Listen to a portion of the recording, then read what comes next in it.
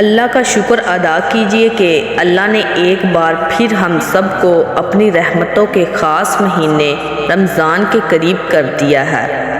ذرا اپنے ارد گرد دیکھے تو یاد آ جائے گا کہ کتنے ایسے تھے جو پچھلے رمضان میں ہمارے پاس ہمارے ساتھ تھے اور اب وہ مٹی تلے دب چکے ہیں۔ ایک بار پھر اللہ کا شکر ادا کیجئے کہ اس نے ہم سب کو ایک اور رمضان کے قریب کر کے ایک اور احسان فرمایا ہے،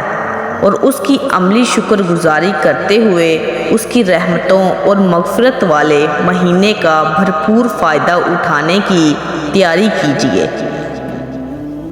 اللہ کی اطاعت کرتے ہوئے، اس کے رسول صلی اللہ علیہ وسلم کی اطاعت کرتے ہوئے اور اپنی زندگی میں موجود غلطیوں، کوتاہیوں اور گناہوں کو ہمیشہ کے لیے ترک کرتے ہوئے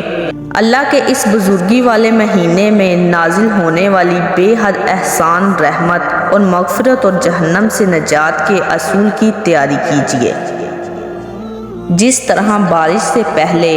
پانی کی ہلکی پھلکی پہواڑ پڑنے لگتی ہے، اسی طرح شعبان کے مہینے میں اللہ کی رحمت کی پھوار پڑنے لگتی ہے۔ ابھی سے اپنی عبادت میں باقاعدگی لانے کی کوشش کریں تاکہ رمضان کے مہینے سے بھرپور فائدہ اٹھایا جا سکے۔